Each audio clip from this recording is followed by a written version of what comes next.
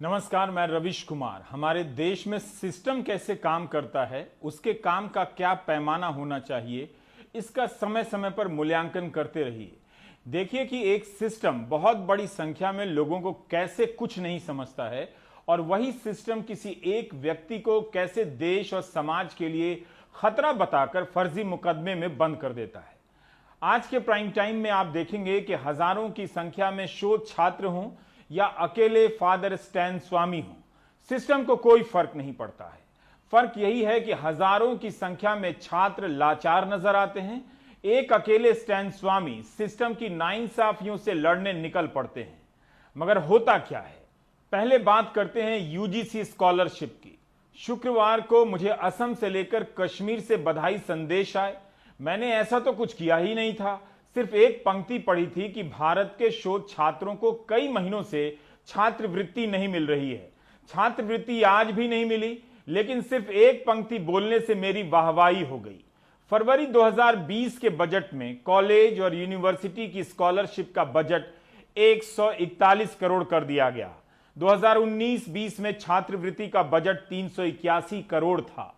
क्या भारत सरकार के पास कई महीनों से छात्रवृत्ति देने के लिए 141 करोड़ रुपए नहीं हैं? मैं ईशानदा स्कॉलरशिप 2017-18 बैच का स्टूडेंट हूँ। हमारा जो पेमेंट है सिर्फ एक ही बार मिल चुकी है और दूसरी और third payment I mean 2 years payment वो अभी तक अंडर प्रोसेसिंग में है बहुत दिनों से। हम लोग बहुत कोशिश की थी, पीएमएमएस को कॉल भी किया था, लेकिन उन्होंने कोई रिस्पॉन्स ही नहीं दी। हम ट्वीट भी की थी, कोई रिस्पॉन्स नहीं मिला। हम एनडीटीवी के जरिए बताना चाहता हूँ कि ये मैसेज थोड़ा आगे बढ़े, क्योंकि हमारा हायर स्टडीज के लिए प्रॉब्लम हो रही है। इसका असर क्या हुआ होगा आप जानते हैं। 23 सितंबर की एक खबर है ट्रिब्यून की। पोस्ट मैट्रिक स्कॉलरशिप में देरी के कारण पंजाब के 1600 कॉलेजों ने तय किया कि वे अनुसूचित जाति से फीस लेंगे, अनुसूचित जाति के छात्रों से। ये छात्र कहां से फीस देंगे? कॉलेजों ने पंजाब सरकार से 309 करोड़ मांगे हैं, जो केंद्र से आए थे मार्च में। 4 साल से 1850 करोड़ रुपए का फंड नहीं दिया गया है, जो छात्रों को जाना चाहिए था। जिस देश में स्कॉलरशिप समय पर ना मिलती हो, वो देश विश्व गुरु नहीं बनेगा तो कौन बनेगा?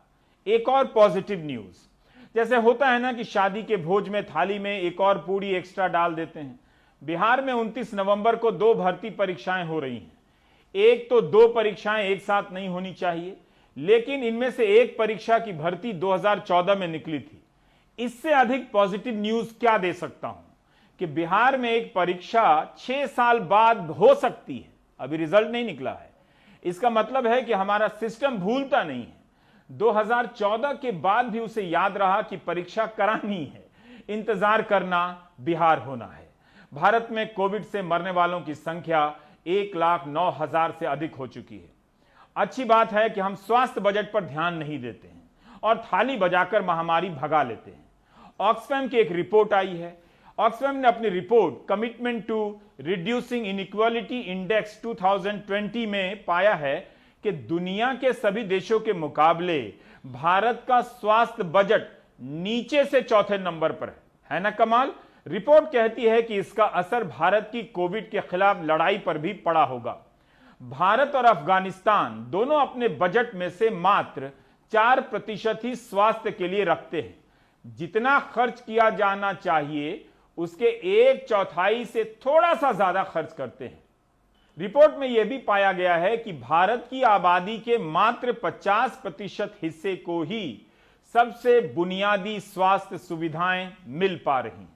बिल्कुल मत सोचिए कि भारत में हेल्थ बजट का अगर 50%, 75% खर्च नहीं होता है तो आम लोगों पर क्या असर पड़ता होगा।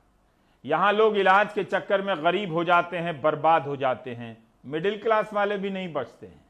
अगर सिस्टम नौजवानों को 6 साल एक परीक्षा के कुएं में धकेल देता है तो एक 83 साल के शख्स को भारत के खिलाफ युद्ध छेड़ने के आरोप में जेल में धकेल सकता है। सोचिए, 83 साल के एक शख्स हैं, पार्किंसन की बीमारी है, बिना मशीन लगाए कान से सुन नहीं सकते। उन्हें गिरफ्तार किया गया कि वे भारत के खिलाफ युद्ध छेड़ने की प्लानिंग कर रहे थे। फादर स्टैन स्वामी। 50 साल से झारखंड के आदिवासी इलाकों में काम कर रहे हैं। जब कंपनियां विकास के नाम पर प्राकृतिक संसाधनों की लूट करती हैं तो फादर स्टैन आवाज उठाते हैं, विचाराधीन कैदियों को रिहा करने की मांग करते हैं, आदिवासियों के विस्थापन का सवाल उठाते हैं। क्या इनमें से किसी काम से भारत की संप्रभुता को खतरा हो सकता है? स्टैन की उम्र 83 साल की है। इस उम्र में वे ऐसा क्या कर सकते हैं जिससे राज्य को खतरा हो जाए? क्या यह सब इसलिए किया जा रहा है ताकि कोई नौजवान भारत के दूर दराज के इलाकों में काम करने का सपना ना देखे, हौसला ना रखे, वहां प्राकृतिक संसाधनों की लूट को रोकने का निश्चय ना करे? फादर स्टैन स्वामी केरल के हैं। 1965 में जमशेदपुर आ गए खदानों पर रिसर्च करने, फिर चाईबासा आकर रहने लगे। वहां अपने काम के कारण लोकप्रिय हुए। अब उनका नाम इसलिए चर्चा में आता है कि पुलिस ने घर पर छापे मारे हैं और उन्हें फलां फलां केस में गिरफ्तार किया जा रहा है। भारत के खिलाफ युद्ध छेड़ने का यह केस भीमा कोरेगांव केस कहलाता है। 2018 से चल रहा है। 83 साल के एक बुजुर्ग उन 16 लोगों में शामिल हैं जिन पर भारत के खिलाफ युद्ध छेड़ने की योजना में शामिल होने का आरोप है। 8 अक्टूबर को रांची में स्टैन स्वामी गिरफ्तार किए गए। नेशनल इन्वेस्टिगेटिंग एजेंसी एनआईए सीधे मुंबई ले जाती है, कोर्ट में पेश कर देती है और चार्जशीट भी पेश कर देती है। उनसे पूछताछ के लिए कस्टडी भी नहीं मांगती है। स्टैन स्वामी कहते हैं कि वे कभी मुंबई नहीं गए। उन्होंने वीडियो के जरिए गिरफ्तारी से पहले अपना एक बयान जारी किया था। अभी एनआईए मेरे पीछे लगा हुआ है। अभी मुझे बॉम्बे जाने के लिए भी अभी मजबूरी की जा रही है। अभी केस की सामना करने के बदले अभी सरकार मुझे रास्ते से हटाने की कोशिश कर रही है और उसका पहला मौका था कि भीमा कोरेगांव, जबकि मैं कभी भीमा कोरेगांव गया भी नहीं, लेकिन उसमें एक संदिग्ध के रूप में डाला गया। उसके तहत मुझे 2 बार रेड किया गया। अभी पहले पुणे पुलिस कर रही थी, अभी एनआईए कर रहा है और एनआईए तो 15 घंटा मुझे पूछताछ किया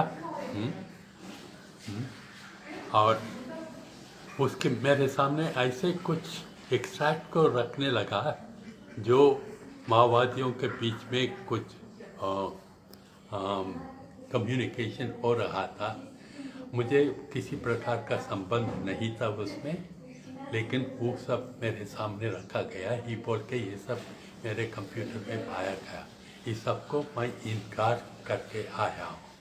भीमा कोरेगांव केस में सुधा भारद्वाज, गौतम नवलखा, प्रोफेसर आनंद तेलतुंबड़े, वरवरा राव, हैनी बाबू सहित 16 लोग गिरफ्तार हैं। प्रोफेसर रामचंद्र गुहा, प्रशांत भूषण और झारखंड के मुख्यमंत्री हेमंत सोरेन ने स्टैन की गिरफ्तारी पर ऐतराज जताया है, निंदा की है। हेमंत सोरेन ने ट्वीट भी किया है और बयान भी दिया है। गरीबों, वंचितों और आदिवासियों की आवाज उठाने वाले 83 वर्षीय वृद्ध स्टैन स्वामी को गिरफ्तार कर केंद्र की भाजपा सरकार क्या संदेश देना चाहती है? अपने विरोध की हर आवाज को दबाने की ये कैसी जिद है? आज स्टैन स्वामी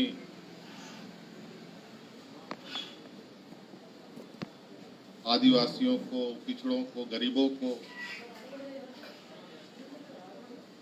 और उनके लिए लगातार काम करते रहे हैं।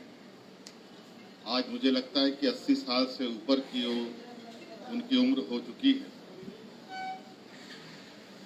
और इस तरीके से चीज़ों को सरकार के द्वारा संज्ञान लेना, मुझे लगता है भारतीय जनता पार्टी की जो कार्यशैली रही है, सभी चीज़ें में कुछ ना कुछ हिडन एजेंडा जरूर रहता है। आने वाला समय में वो भी दिखेगा। मुख्यमंत्री कह रहे हैं कि स्टैन स्वामी आदिवासियों के लिए काम करते हैं, उनकी आवाज उठाते हैं। एनआईए ने अपनी चार्जशीट में कहा है कि इन लोगों ने माओवादी रणनीति के सहारे शहरों में क्रांति करने की योजना बनाई थी। फादर स्टैन स्वामी का महाराष्ट्र के भाकपा माओवादियों से संपर्क था। माओवादी कैडरों के लिए फंड जुटाने का भी आरोप लगा है। एनआईए ने अपनी चार्जशीट में बताया है कि फादर स्टैन स्वामी के पास से कई माओवादी दस्तावेज व साहित्य मिले हैं। 83 साल के फादर स्टैन स्वामी पर यूएपीए लगा दिया गया है। आजकल ये काफी इस्तेमाल में लाया जा रहा है ताकि जमानत ना मिले। 8 अक्टूबर को गिरफ्तारी के अगले दिन रांची में सामाजिक कार्यकर्ताओं ने विरोध मार्च निकाला। भीमा कोरेगांव मामले में रांची में उनके आवास पर महाराष्ट्र पुलिस ने जुलाई 2019 में और एनआईए ने 28 अगस्त 2018 को छापे मारे थे। फादर स्टैन स्वामी ने अपनी गिरफ्तारी से पहले कहा था कि एनआईए ने उन्हें गिरफ्तार करने के लिए उनके कंप्यूटर में फर्जी सबूत डाले हैं। ठीक इसी तरह के आरोप भीमा कोरेगांव मामले में गिरफ्तार एक अन्य आरोपी प्रोफेसर आनंद तेलतुंबडे ने भी लगाए थे।